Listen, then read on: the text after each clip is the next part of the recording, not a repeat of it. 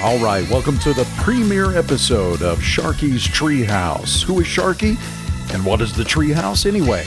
Well, I am Sharky, Sean Boyd here, and the Treehouse is exactly what I had and what I wanted as a kid, only this time it's bigger, it's better. As a kid growing up outside of Boston, I always wanted a treehouse, you know, the really cool kind of treehouse where all your friends could come together, climb up the rope, get inside and talk about music and girls and, you know, all the good stuff in life. This time, it's going to be all about the music. And why am I doing this? Well, I'm doing it because I love music. All kinds of music, the creative process. And I want to learn more about all kinds of music. And so this is going to give me that opportunity. And by default, I'm going to share it with you. And you can learn a little bit more about music, maybe the kind of music that you don't listen to on a regular basis. And let's face it, music starts local. It's kind of what I say about disasters on my other podcast, All Hazards, the one I produce for Cal OES. You could check that out as well, All Hazards. But music like disasters start local. But if lucky, they can grow to become global. So in the Treehouse, we're going to talk to new artists, as well as those legends. And what can you expect out of each episode? Well, we're going to have interviews with the bands, the singers, songwriters, musicians, producers, and we're going to hear stories from the road, from in the studio, and we're going to get some advice and tips from those legends. So if you've got a new band, you're starting out, you'll be able to learn from some of these legends. Of course, we're going to talk about gear as well. You're also going to hear performances, usually live, sometimes pre-recorded, but either way, you're going to hear a good sample of what these bands and musicians are about. And anything is going to go. Anything goes. Everything goes. Nothing is off limits. Well, most nothing is off limits. Anything with farm animals, now we don't want anything to do with that. And of course, there's going to be surprises. And we're going to have exclusive video extras at Sharky's Treehouse. So that'll give you another reason to go there. How often are we going to do these things? About every 2 weeks, but in reality, it's whenever I feel like it, right? About every 2 weeks. And I do want to hear from you. I want your ideas and suggestions. Are you a musician, for example, and are you in a band? Well, tell me about it. If you're going to be in the area, maybe we can sit down and maybe we can talk about your new music. Now on to the show. You hear this? That is Down North. They're a band from Seattle represented by the same management as Hall & Oates and Loverboy of all people.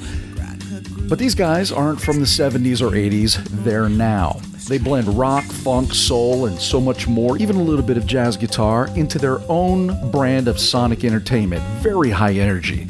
They're fun as hell to see live. Their stage moves, maybe a reincarnation of Jackie Wilson up front and Chris Coleman, drummer extraordinaire, back behind the drums. And they're usually on tour, so you'll be able to catch them.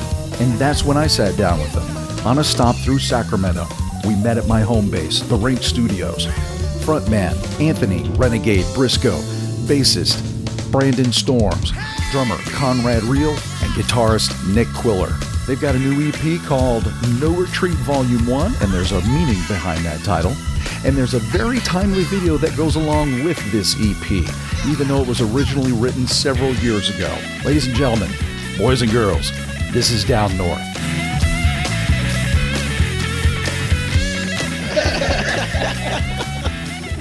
There's an inside joke there that I got to know about? No? No? This is what happens when you drive through the night. You get just a few hours of sleep. Welcome to Sacramento.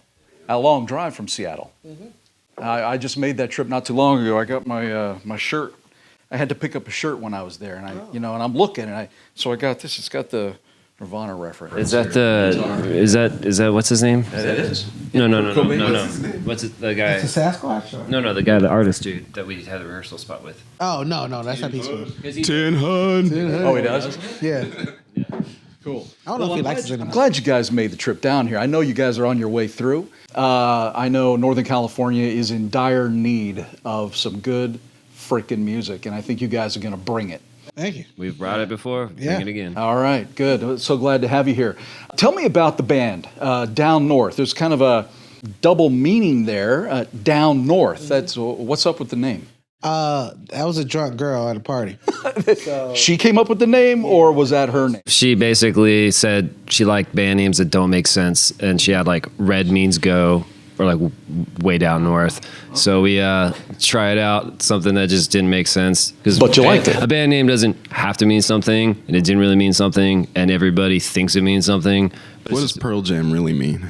I've wondered that myself, but I think I have a theory. Psychedelic, that is a psychedelic jam that Eddie Vedder's mom made, I believe. So, yeah. Is that what that means? That's not what I thought it meant. Is his grandmother or his mom's name Pearl? And I was... yeah. But she was hot, though, right? It was a psychedelic jam, from what I understand. That could be rumor. Okay, all right. Now, you guys aren't all from Seattle, though, right? Nah. Hell no. You're the only one? Yeah, he's the only one. You're the only one from Seattle? That is I. I'm looking at you. Yeah. You're looking at me. You're looking at me. You want to fight about it? So, how did all you guys come to be in Seattle? Because you're considered a Seattle band. We basically both put an ad on Craigslist, and I think when you're searching by, what's posted available, eventually we just kind of like, we ran through the gamut of singers, and he came in the door, and he was like the first person that like we had done like maybe like 10 or 12 singers through the door, and this guy just picked up the mic and was like already kind of like directing the band, and he was just like, all right, let's get a groove going. So it was kind of like from day one, it was like, hey, we're already playing, you know what I mean? Like we hit the ground running a little bit, and what brought me to Seattle was just going to school. I grew up in Bellingham, so it was just only like get the hell out of Dodge and get to the city where the action was at.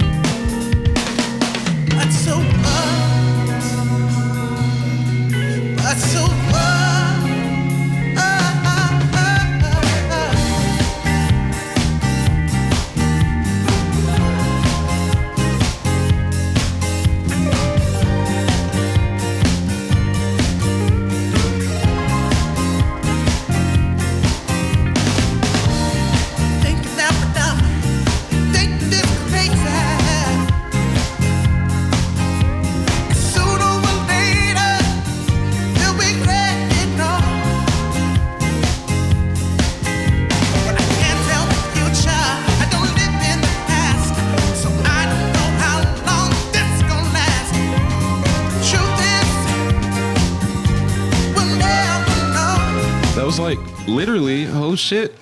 In 5 days, happy reunion, guys! Happy reunion! Oh, I feel the love in the air, man. The crazy thing about when he came in is everybody else we had just like with me, we tried out all these guitar players, and all of them we had this song called Danger. And every single one of the people would want to play every other song on the tryout except for Danger. They wanted to play that one last, so like they can wow us beforehand. But I was listening for the skills in Danger, and then he came in and was like, "Hey, let's do Danger." Yeah, like it was the first song. I was like, "Oh, okay, he did it. He did the lick right." I was like, "All right, you got it." That was it. That's all I needed. And then after that, to be fair though, it was, if I remember right, it was like at the top of the list. So it was just like, just learn go in order. But it's the thing, like people. As far as all the songs are concerned, that was originally wrote by the original guitar player, and it was based on, a fast run, and so. It's like when you're listening to a drummer warm up, you can just tell right away. Like when Conrad came in through the door, you're like, oh snap.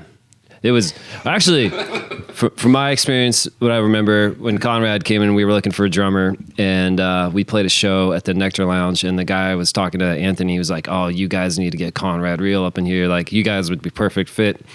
And so we're like, all right. So a couple days later, we're doing a little morning rehearsal.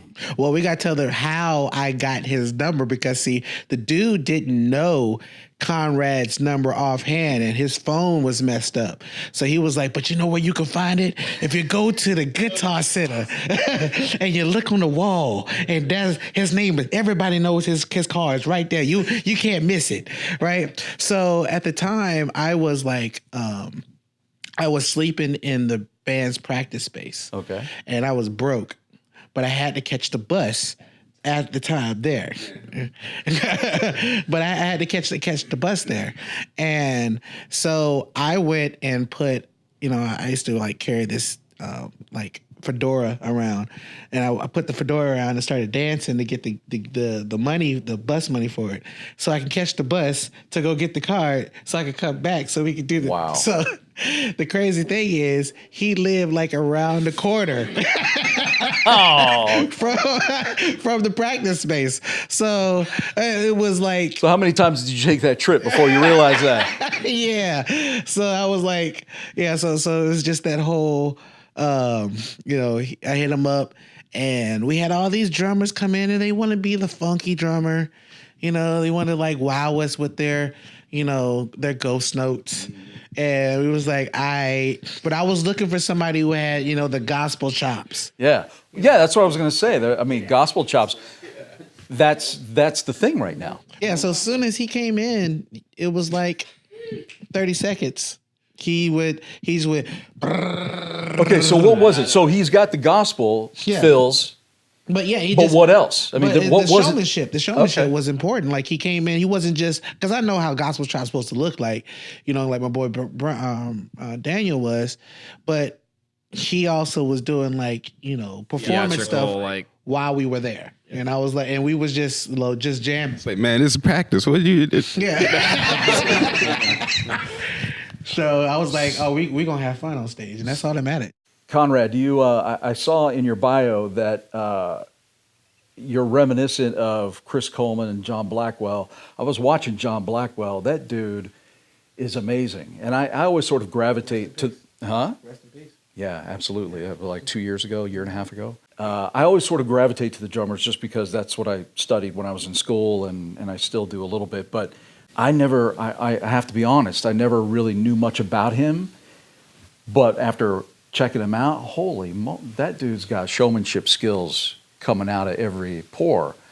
Are you into that too? You get up there and you got some showmanship? Now, they're laughing at you right now. I don't know why. I'm going to give you a chance to answer. Spend 5 minutes setting this question. It's because I'm trying to be fair. And now to the clip of all this stuff y'all can go to. No, I don't know. I mean, they're saying that those guys were sort of your inspiration, I guess. Well, the list of inspirations is limitless, but I guess those would be two of the top choices. Phil Collins. No. But yeah, I actually got a chance to hang out with John Blackwell and Chris Coleman. Really? They're actually, John Blackwell was freaking awesome. I thought it was cool that he passed me the torch.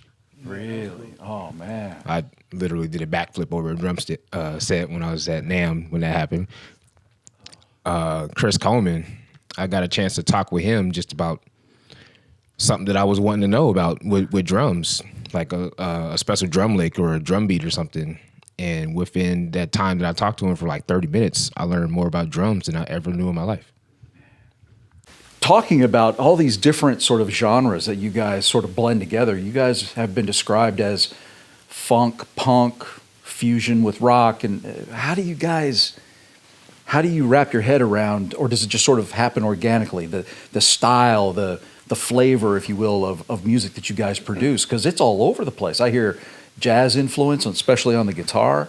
I hear, obviously, some old school, R&B. I mean, where does all that come from, and how do you get it to work together? We have a lot of individual influences. Like he's Prince, Michael Jackson, Sam Cooke, James Brown. It's a reincarnation of James Brown. Bill Withers. A lot of the music that we were playing when he first came into the band was kind of like a sea change of like different influences. Like if you have a singer in a band and then that guy leaves, the next person coming in the door, if you're trying to like replace the singer, you're not going to just replace. You can't just replace the person. You're now melding a different sound. And I think we had just different influences left, different influences came in, the sea change happened. And like when Nick first came into the band, I remember the first show we played with them, and we played a song that hadn't really been played live before. And it was like the first time I really heard that song at its potential. And I was like, wow, it was like we played it maybe like 3 or 4 times, beforehand, and we just hit it live. And I was like, it just happened. Just happens. You know what I mean? It's very organic. We don't sit down and go, hey guys, let's write a funk song. And it's like, it's all about like, we just make noise until we and like if we what. ever do that, when we ever do That's do what the that, cyanide pills are for, yeah. Yeah, but when we do like, hey, we're going to do a funk song, it never comes out right to me. It just like, I think the funk just kind of naturally happens. Yeah. And so it's just like, it's really easy. It's a slippery slope. It's like you want to keep it, you want to keep your ideas unique. And when you start trying to write towards a certain genre, I think it starts to sound like a parody of itself a little bit.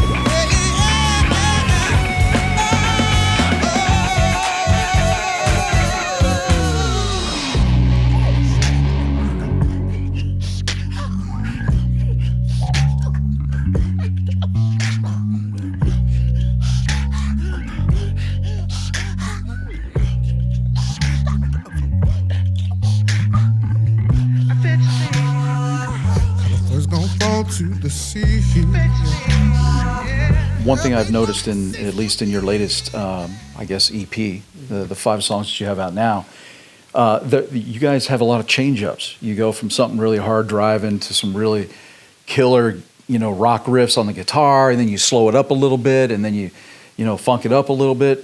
Does that just sort of come naturally because of the fact that you guys have so many different influences? I think it has a lot to do with we grew up when people had attention spans.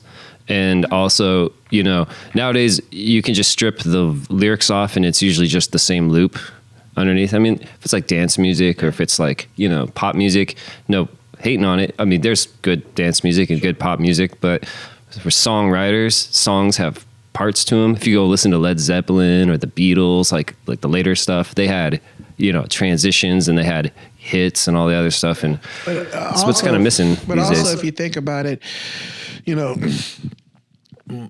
me being excluded, these guys are actual musicians. That's a word. Yeah. Musicians that know their instruments. So, and the thing about, the Motown days or even the Wrecking Room. Wrecking Crew. The studio musicians. Yeah. Those were great musicians who helped create and write parts for pop music. So the music sounded different, and that's why it was timeless, because they didn't just think of, I'm going to take these 4 chords and just loop them, and then I'm going to take, parts of it and then put it in different instruments and make some cool drums, and then it's done. No, it was like, we're going to go through these parts. We're going to analyze these parts. We're going to maybe add some more different voicings and some, different intervals. And we're going to add this third part in here that only the guitar is playing and stuff like that. It's just like there's more thought to it. But then you have a layperson who's like me, who comes, I'll probably have like a basic idea, and then I'll be like, here, throw it to y'all. And then they'll just take it and make it better. And that's gotta be fun for you. Oh, it's awesome. It's frustrating sometimes because the thing about great musicians is y'all get bored easy. I'm bored right now. I was gonna say, man. Yeah. Way up. Yeah. But I say, like, it's but I think the fact that what we're doing and how we're presenting it makes it fun, especially for live and stuff like that. For me, when you look at pop music, it sounds good. It's very high production quality. There's no real human element to it. It's almost too perfect, And when you have live instruments, like, hey, when we record something, a lot of times we're recording a take. We do an entire take. We go back and go, which take was the good one? We're going to work with that one. And then we just kind of do the rest of the layers in there. And we keep the mistakes. So you hear, like, the guitar might have like a scritch here. The drums got a fill in there, and we take it, and we just work with it. We felt it in the moment, and when you're listening to it, you're hearing what was felt. And I think the feeling comes across there when you listen to pop music these days. It's like it's a formula, and it's meant to make units be sold and move across, and But if you also think about it, and this, a lot of people might agree or disagree with me, but the music that is closest today to actually being good and real is country music nowadays, because hear me out. Oh man. Okay. Lately, it's been starting to be, instead of got rap and country, which is crap. No, I'm saying, like, it's been lit lately. Okay, I'm saying, country music has been but for a while. We just shut them down. Okay, fuck it, I'm wrong. I'm just about to say Keep a lot going. of Keep musicians. going, man. No, I'm saying, but a lot of musicians and full bands are going to doing these things and playing. You got full bands, and almost everybody that we've heard that we've worked with that is big are going down to Nashville.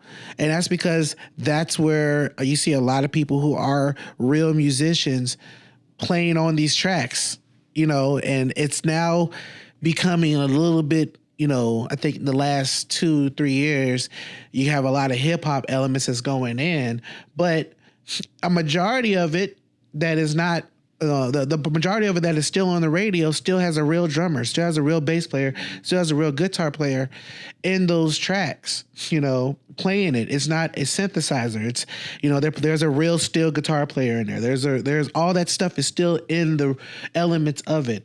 The radio hits probably are different. Well, and that's the thing. You're going up against all these producer-driven hits.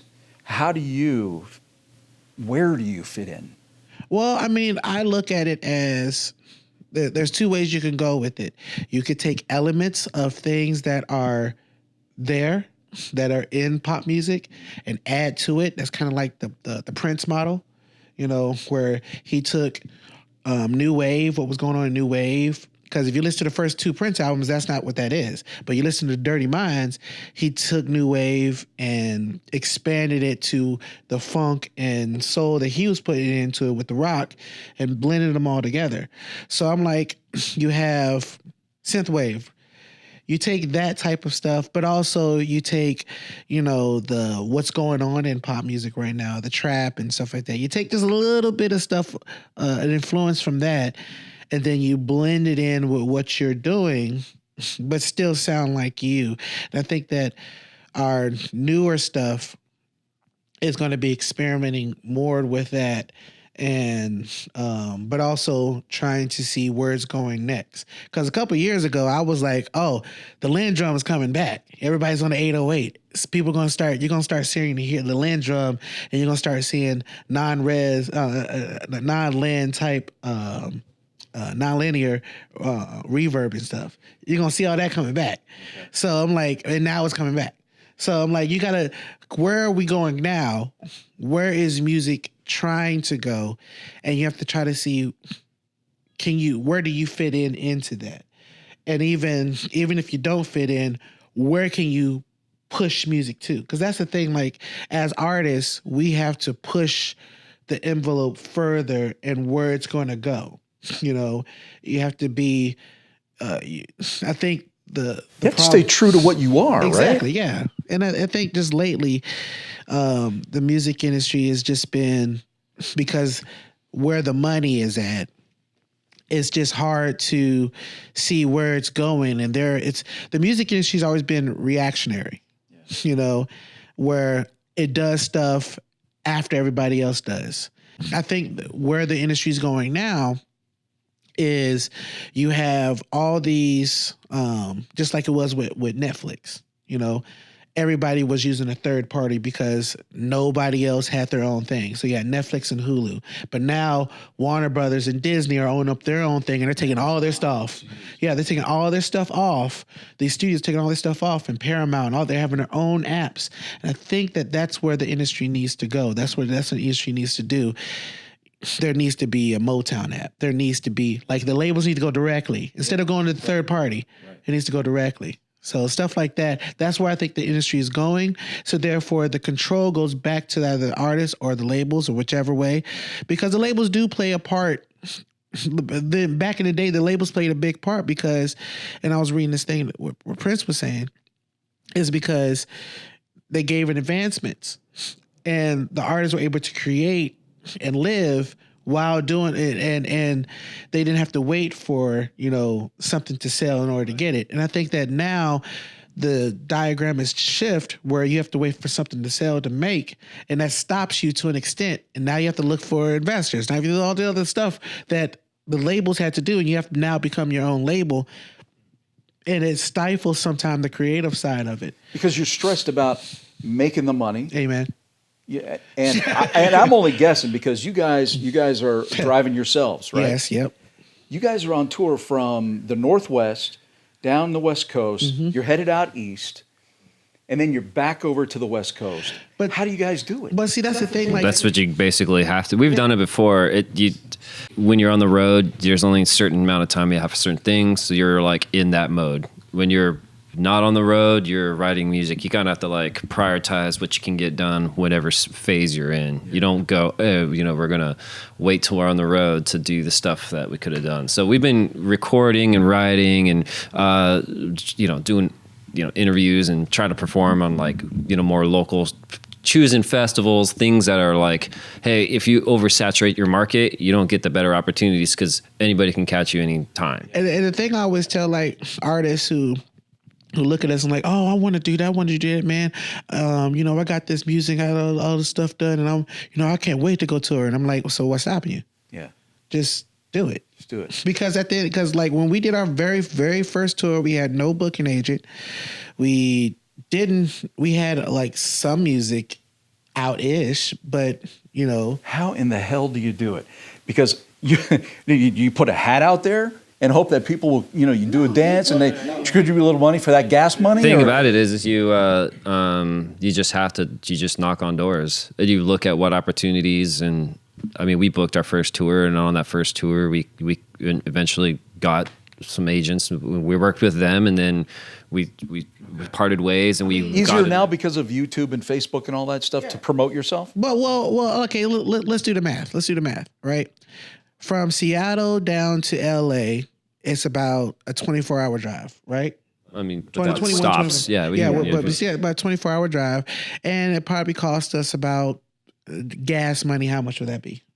Like 200. Yeah, just under 200. Okay, so let's say you, Prius, right? yeah, no, this is Really? Like, in something that gets like We use 20 like miles per gallon. 20 miles per gallon ish. Like $180 to get to do the entire coast. yeah. So that's just the gas, and then you could use sites like Indie on the Move or Musicians Atlas, which has all the labels, not labels, but the venues' emails. So you go online and you have your video, where you perform and stuff. You send that out to the venues and say, hey, I'm trying to book a tour. All these venues need 7 days a week. Yeah, they do. Yeah. But you don't. So in the old days, you needed a booking agent for a club to even look at you. Yeah. That's not the case anymore. No, you just get the email address and you send the stuff out there. Yeah, you don't necessarily need to. But I mean, the thing is, agents and managers, whoever, if you're in the industry, it is who you know. Because literally, some of the opportunities we've gotten is because we knew some people. And the only reason we knew some people is because you play enough shows, you start to get people remember who you are. And I think that's one of the things I forget about is I'm just like, okay, we're getting in the van, we're doing the tour, whatever. Here we are. And then we'll have people come out to the show and they'll be like, oh, I've seen you guys like 4 times, once in like this other state. And you're like, oh, I don't even realize it. We've played a lot of shows. But I think that, like I was saying, if you just send the emails and stuff out there, and if your video is good, I mean, we didn't have no professional videos. We had, yeah. And we had some of our demo stuffs, and we just sent the stuff out. We pride ourselves on our live performances, but we just went out there and did it, sent the stuff out and said, okay, what's going to happen? And just be relentless, basically. Yeah. Just send the stuff out there. And if you're good, people will see it and you'll get shows. People are like, oh, how do you book shows? Just send a damn email. So it's not as complicated as some make it out. Now we have a manager and we have a booking agency. But I'm just saying, for people who just want to start, I mean, just do it. There ain't nothing to it. So you pride yourselves on your live performance, and it is fun to watch you guys. I've seen the videos, and I'm going to see you tonight over at the club. I can't wait.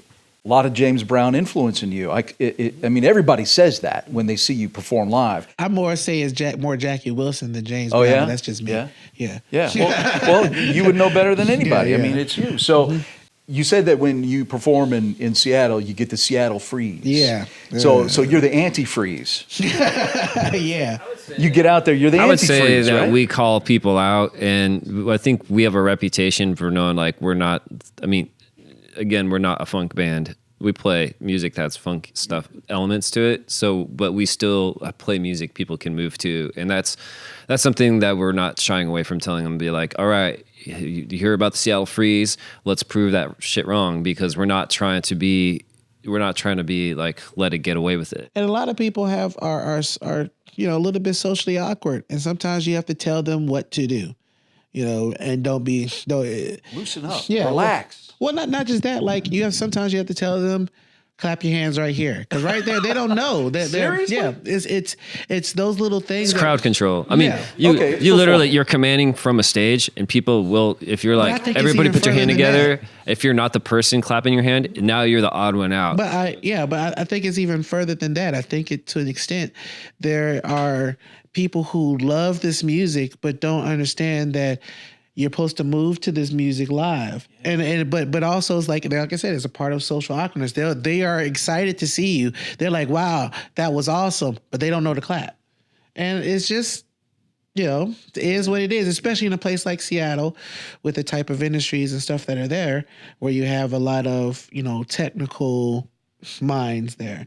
I always say that those were the people who weren't cool in school, and when those people weren't cool in school, They're still not cool. but now they have the money. Oh, yeah. See, so they didn't peak in high school like everybody else. Now they got the money, but they don't know what to do with it. So they don't really. There's just not really an underground in Seattle. It's not an underground sound like it is like if in L.A., where if you have an underground sound, then that can flourish, grow, and become something that is new. Over here in Seattle, not over here, but in Seattle, you don't have those elements. And then you have and also in other places, you have like a AAA radio station.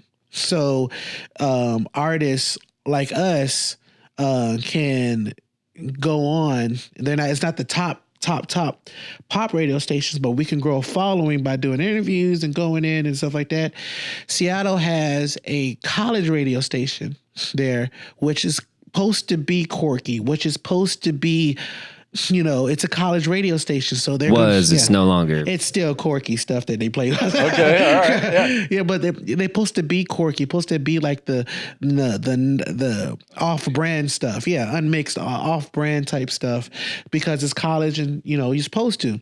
A lot of big bands have come out of those college stations. REM for one. I mean, but again, the REM, they probably came from the college radio station, but they probably did their interviews and stuff like that in AAA type radios, and a broader audience. Seattle's broader audience is KEXP, which is dope.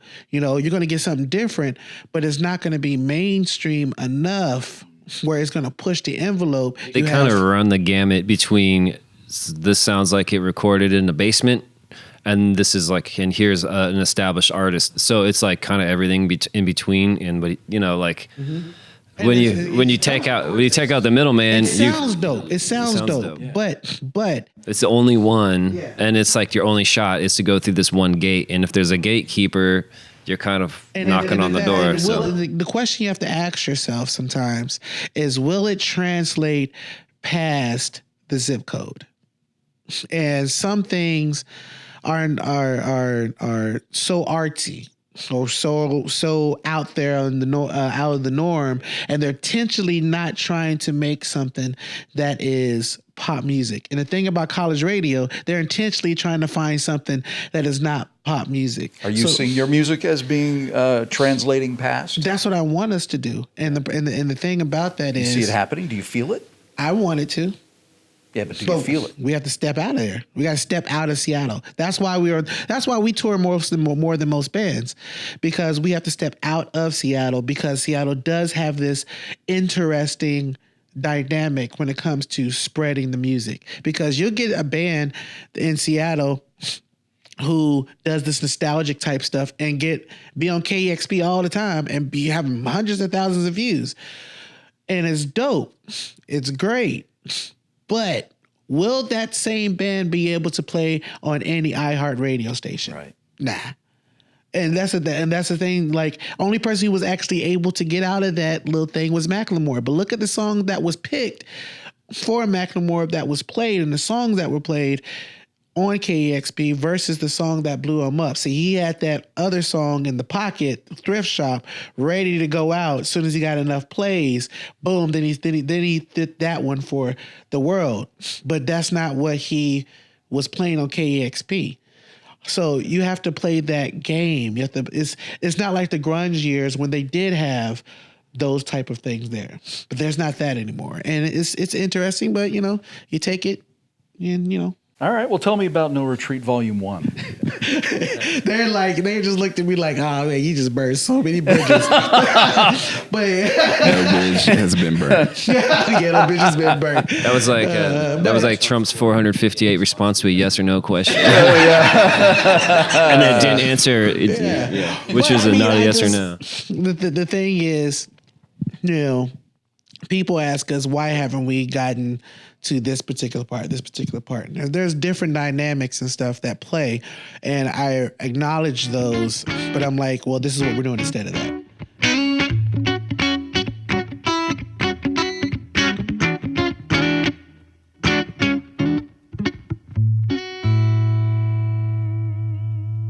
Bright light shining in her eyes, her temperature's rising. She's a small town girl, big dreams, nothing stopping. Starting with what she wants, everybody knows. She was what you see in magazines, she was more. She had her back, she ain't getting back. She would go to Hollywood. She would back to Hollywood. My life is so good. Straight to Hollywood. Welcome to the city of broken dreams. What people living well, make believe. Thought she could make it, 'cause she was nice on eyes. Oh, but there's one about the snakes and skies. If I'm a fortune, it's a few big names. But on his mind, stays one thing. Hey, what they want is all about that. Oh, this is building, and this ain't fun. Oh, come to Hollywood, yeah. You better like some Hollywood, yeah. It's just one fortune, hey. Hollywood, yeah. You better like some Hollywood, yeah. Oh, the love's so good, yeah. But it's just Hollywood, yeah. Happy, what you see on the movie screen ain't real. And around here, no one give 2 cents about how I feel, baby. Hey, yeah. All right. So No Retreat Volume 1. Tell me about it. I was huge into the book, and I still am, Think and Grow Rich. Okay. And there's a story about this army, right? And in the army, they all had to get into a boat to go to war. And they went into the boat, and then they went across to this island to fight the enemy, right? So they all get off the boat. So then the commander says, grab the boats, push them out in the sea, and then, send a cross out there and burn them, right? So therefore, you're allowed no retreat. All you can do is either win or perish. Yeah. And that is how our mentality is. We're either going to do this or we're going to do this. There's no maybe. We're going to do this. That's it. So you're taking the minivan, you're dropping it off over here in Del Paso, and you're going to light It's it on already on fire. fire. It's already on That's what I fire. had to go do. Oh no! This is how That's what those sirens are The about. crazy thing is, look, see y'all, they joking, but how many vans have died on tour? This will be the 4th to die. Or are you kidding me? So We've had, Yeah, we've yeah. gone through. no retreat, baby. Oh, wow. We've killed one van that wasn't even ours. Yeah. Sorry, Becky. Maybe you should switch up. Find a different kind of van. Or Yeah. Oh, we've had all of them. which ones work. Yeah. Hey, Elon, what's up? there you go. Now you're talking. Build us some tunnels. We'll just, Oh man. But yeah, All right. that's what no retreat means. Well, It's- take no prisoners, and it's you're living to win. And I think it's just kind of the attitude with the music. We have to kind of, again, we've been kind of labeled soul punk, and I think that is more about the attitude, about we're aggressive. We're too aggressive for a lot of like the jazz and the R&B, but we're not aggressive enough to be like a metal band or whatever. But also the thing that irks me to an extent is when they say you're a funk band. And it really irks me to an extent. It's quasi racism. I say racism. I say it's racial. Racial. Okay. Not racist, but racial. We'll call it that. Right. And because if you just look at the picture, they say, "Oh, this is a funk band." They listen to the music. It's not no funk music. Ain't no horns in this shit. There's no bell bottoms or disco balls. Ain't no horns in this shit. So to me, it's like they're looking at the picture. If we were just to send our music out, especially like our song, we have a song that's coming on the next album called Your World. It is not a funk song. It's a rock and roll song. It's a rock song. Okay. And if you look at us and you look at us play it, people are like, oh, y'all a funk band. No, we're a rock and roll band. God damn it, we invented rock and roll. Right. So why can't we call us? Why can't it be rock? Why people like, oh, this is y'all are a funk band? We even did this one interview with this dude, and they did the playback, and they were making fun of the fact that we kept saying that we're not a funk band. They're like, yeah, they're a funk band. Like, motherfucker, fuck you. Yeah. What the fuck I say? No, but listen. There are elements. Yeah. But there's a lot of elements. Yeah, I mean, guitar riffs and the guitar playing. Would you call a lot of that is rock? Red Hot Chili Peppers a funk band? Well, no, I see what you're saying. Yeah, No, they're not a funk band, but there are elements of those funk. years. They had George Clinton, Mofo Party Not Clan. a funk band. They're not a funk band. No, but what I like about you guys is that you combine all these elements, in my opinion, successfully, and it sounds fresh. And I am so freaking bored with a lot of the music that I'm hearing nowadays because it doesn't sound fresh. A lot of it sounds tired. I get really bored with a lot of the pop music, and there's a lot of pop music I do like. A lot of my friends don't want to hear me say that, but it's true. A lot of my friends are strictly metalheads, or I've got friends who are strictly country, but I grew up in a family where we listened to classical, we listened to country, we listened to rock and roll. My dad wouldn't let me in the house when I was in 5th grade with my new album, Destroyer by Kiss. He's like, that is not coming in my house, But He was just looking out for you, man. What did you say? What? Legions of Kiss fans are all hating. There's no such thing as bad press. But my point is that I grew up listening to so many different genres and styles of music that nowadays, now that I'm older, I like hearing the blend of some of those. To me, it's creative. It's fresh if it's done right, and I think you guys are doing it right. Well, I mean, I grew up listening to, Jackie Wilson, James Brown, Michael Jackson, Sam Cooke, but my grandma wrote country lyrics, in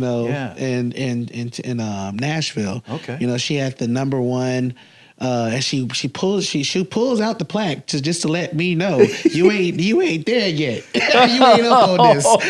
Okay, so give a prop to her. Oh yeah. She wrote My Soldier Man back in 1991. Okay, and that hit the top Nashville charts. With who? No, it was just an independent song. I don't know. Okay. I don't know exactly who sung it. That's what I meant. Yeah. I don't know exactly who sung it, but this was during the Gulf War, the first Gulf War, and it blew up. For her and for her standards, she throws the plaque in my face. So that puts pressure on you. No, it just But it should. It's like lighting a fire under your ass. Like, come on, let's go. A lot of people get to a point where they achieve one thing and they think they've got it made. I think when you get to a point where you've got to a higher level, it's now even harder to maintain that. So you can write one hit song, but can you write but hit songs the thing every time? that what she was doing is basically, this is what I was trying to get at, is I raised up in different types of music and different, a black woman writing country songs in 1991 was not a thing. Now Pharrell writes country music. So Let's talk about the songs on No Retreat Volume 1. Mm-hmm. What's your favorite song collectively What do you enjoy playing the most? What's the track list on the? The crazy thing Heartbreaker, So What, Eventually, Stupid Man, Hollywood. So I think for me, Heartbreaker is a song. I think the experience of recording that was unique. Nick was actually not on that track. Our good friend Jabril, Jimmy James, shout out Jabril. He's actually my neighbor. He came in the night before, like we did a small rehearsal. He put his like thought process into it. He just listened to what he played. He got his part. We went to a studio for college. We did 3 takes, 2 of which didn't keep because the microphones fell down. And the guy was like, hey, we have to leave the building in 20 minutes. So we got 1 take, got the take. And then he had to, while we were packing up, he's doing the solo. And he got 1 take on. So everything on that song, to me, I feel the best part about that song is that was the only opportunity we had. There's the only take we had. And that it came out the way it came out. And all those other songs, like, they're all unique in their own way. I feel like they're all good songs. I feel like that one is the one that, like, wow, that was a polished gem, and we had probably more opportunity for that to be a polished turd.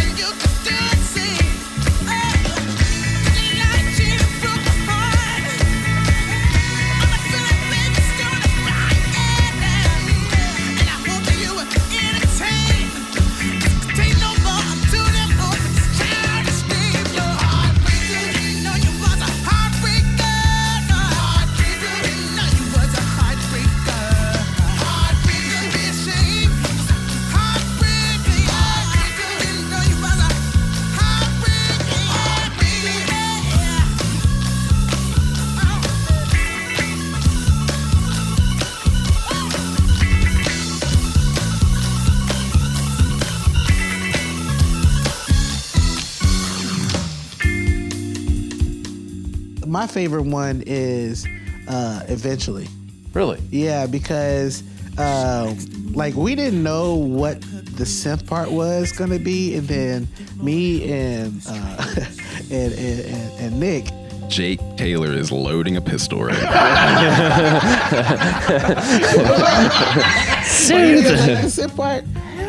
Oh man, that's the best part of the song now. But okay, so the synth part, we were at my grandma's house downstairs, and we just got finished like loading up and doing the stuff for like some of the recordings, and they were mixing down. And I was like, there needs to be something for these songs because it doesn't sound done.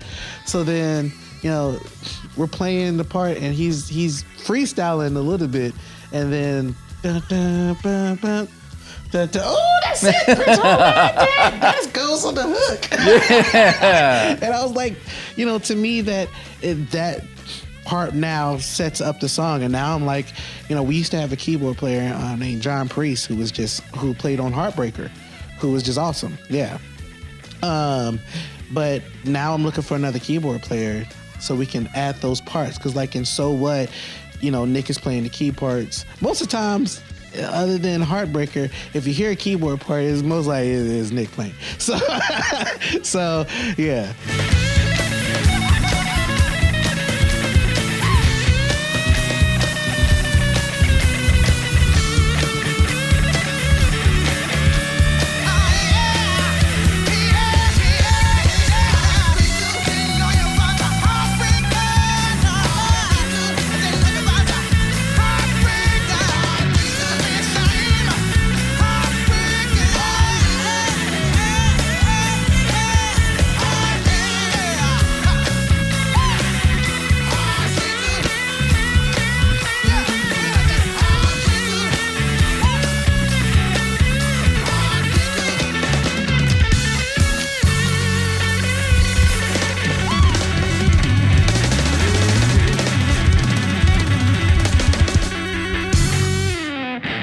I want to know about Stupid Man. Okay.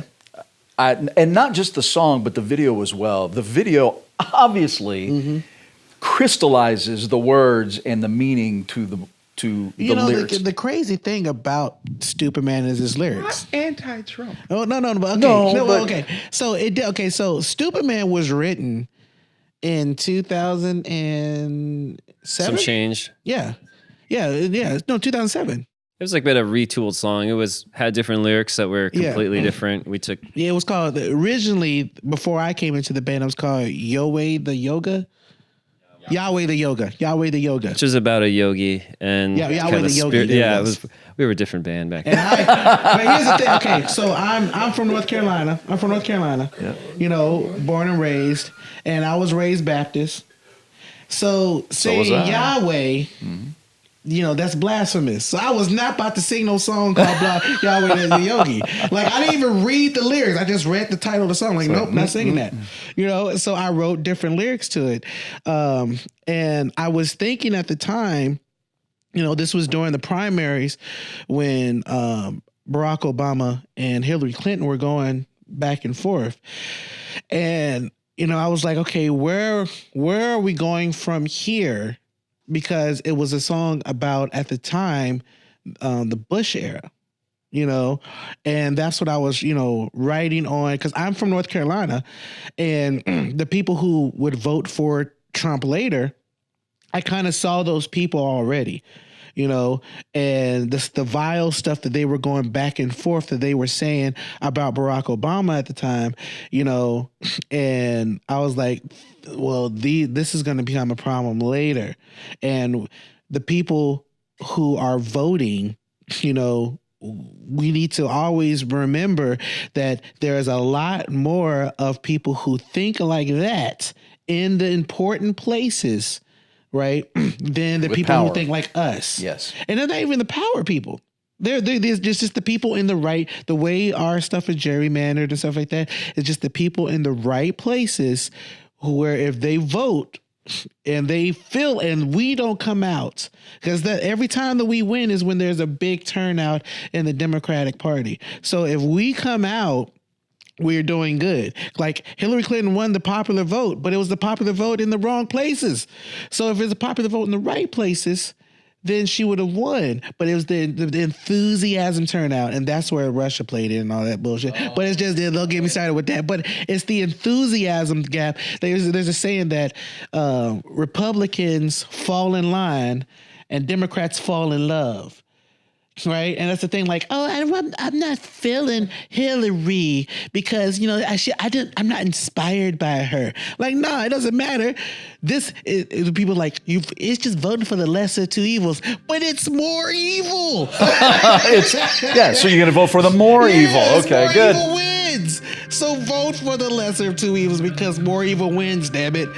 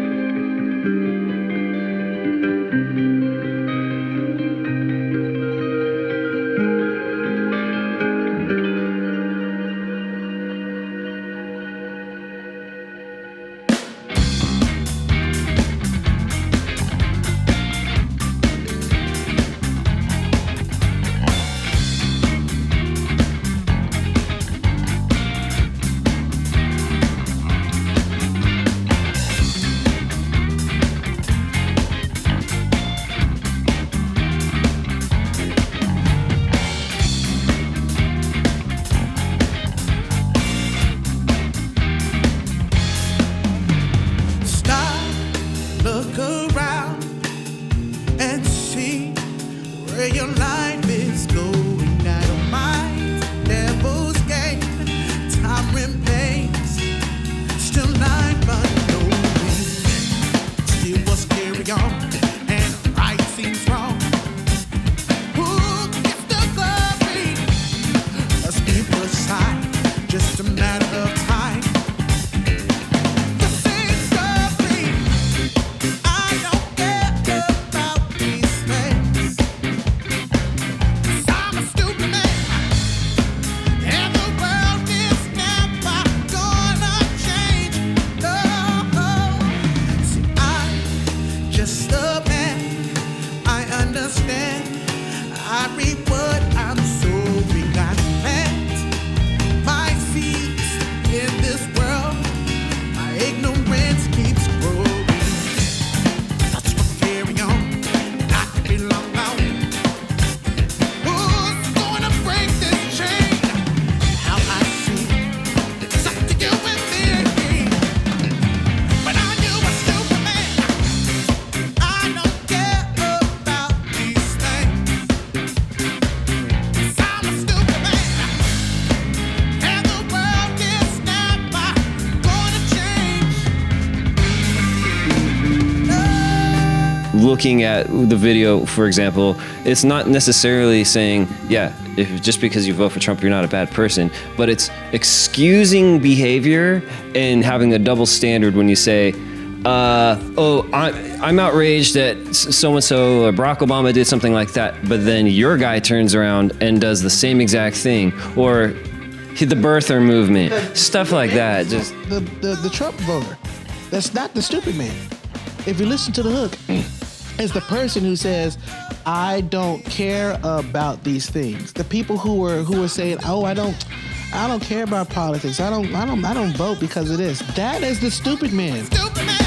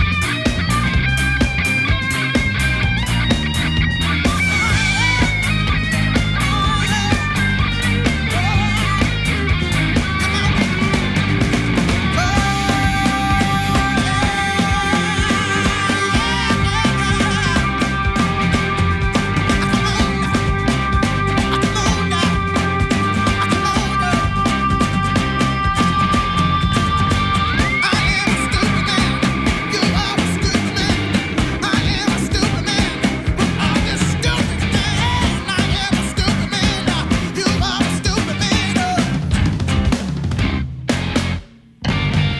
You're going to be leaving Sacramento here soon. You're going to be heading down south, and then you're heading back east. You got a lot ahead of you. What do you hope to accomplish with this tour? What is your goal here? I want every single person on the Rock Legend cruise to be like, this is the band that stole the show. Because I mean, Roger Daltrey, Buddy Guy, Dave Davies. I mean, there's bands on there that people, they know. They have no idea who we are. Right. And I want the management, I want the bookers, I want the band members themselves, I want the session musicians that are on tour with them. I want every single one to be like, that band's going somewhere. And to attract is the power of attraction. We want to put on the best show we can put on, but we also want to make sure we're kicking ass and taking names. Do you know who you're going on after and who you're before? I have the Michael Jackson mindset of that. I don't care. Don't care. Doesn't matter. If who's ever before me, who's ever after me, they're gonna have to work harder or step their game up. Whichever one. And sometimes getting those hard slots, that just makes it so you can't, if that's going to make you not play as well. It's 5 or 5,000. It's kind of a motto. It's if we've got 5 people in front of us, but the night before we had 5,000, you're still going to get the same shows you got last night. You know. And I know what's probably going to happen. It's probably going to get the first show. It's probably going to be like just a little bit of people there, because we're playing like at a weird stage. It's like a noon. But those people are going to tell those other people like, yo, you missed this. When they play, be there. Trust me, son. Yeah, that's what I want. They probably those people when I say trust me, son. But I would say that, so they will say that. Okay, go ahead. So yeah. Well, I got a feeling that that's going to happen. I got a feeling. I can feel it. Memorable. But now all that stuff is online now. When we've done other tours, I've held off releasing our songs to the public. I wanted us to have the right team involved. As soon as Wolfson Entertainment came in and Sammy and them, that's been a godsend. And as soon as they came in, I was like, okay, now we're ready to release it. Now we have the people who can help us do something with it and help us hit the right people to hear it, or at least make the strategy so we can hear it, have the ability to do it. Because we probably, I could probably open up certain doors myself, but if I have somebody who has a master key, then he can start opening those doors, or he could just show me where the door is so I can knock that bitch down. Yeah. So, yeah. I would put you on SNL. Oh, that's the goal. That's the goal in life, is to play that, not the Grammys. Now, I want to get a Grammy, but I want to play SNL. That is the goal. It seems like playing the Grammys would be No. See, you would think but you gotta pay to play the Grammys, and I don't want to pay. Yeah, that's what. See, nobody listens to Kanye West, but he be putting gems out there. I'm gonna let you finish. But that's the truth. He was like, yo, that's why he was upset. Like, hey, yeah, I gotta pay to play these places, or even the MTV Music Awards. You gotta pay MTV to play the MTV Music Awards. He was like, you gotta basically pay payola. It is payola. Yeah, that's exactly what it is. Well, but he's payola. like, you gotta play these award shows, and you don't know if you're gonna win. So he's like, I did all this stuff and I paid all this money, and I had the hottest track of the year, and you ain't gonna give me that reward. Well, keep on Sammy. Keep on him. Get me on SNL. Get us on SNL. Hey, About Sammy, the numbers, though. At what the you end of the day, doing? that's what I want to tell all the artists. You can be great. It's about your numbers. No, man, at the end of the day, if you ain't going on these TV shows, these American Idols, which I think at the end of the day, if you can't outdo Diddy, right? If you can't outdo Diddy, right, then you shouldn't be on those shows, because you can't outdo Christina Aguilera. You can't outdo and be a bigger star than her. They're not going to allow that to happen. That's why she's on the marquee. How many people do you know who won American Idol that you can name, other than Kelly Clarkson, Jennifer Hudson, who didn't win, Fantasia, Ruben Studdard? That's it. No, Carrie Underwood. That's it. Yeah. That show was on for like 12 years. I know. And all that we can name is probably 5. And most of those 5 Daughtry. didn't go. Yeah, but Daughtry didn't go. didn't win. He didn't. Sanjaya. No, but those people didn't. All those people didn't go platinum. Right. All those people are still not around. You got old dude Justin. He houseman in foreclosure, and was homeless. And has kids and stuff like that. And is homeless and stuff like that. Now he's the Dr. Pepper. It's the sweet. Yeah, that's him. That's the dude from. I was like, dang. Yeah, but so people are getting on these shows, and I'm guilty of it. I was on American Idol. I was on Pop Stars. I was on Making the Band. And all those particular shows, it's about your numbers. You need to go out there. You need to get into do clubs. You're paying your dues. You got to pay your dues. Pay your dues. Yeah, you got to go out there and play shows. Yeah. You got to go out there, write songs. You got to be booed. You got to. I've been booed. Okay, but no, you got to be booed. You got to go out there and not just play for your friends and your friend base. You need to have a fan base. When you start growing, after your 10th show, your friends stop showing up, and then that's when your fans show up. Transition has to be. Yeah. And if you can't transition after that, we're in the clubs, because the clubs always want you to play as a baby band, because they know you're going to bring all your fans, your friends, and then, you're playing your first show, and it's cute, and you can fuck up. And, everybody's, that's what's up, dog. That's what's up, dog. So 200 people can come to your show at the Showbox. But after that, that's what happens. All right. Yeah. All right, guys.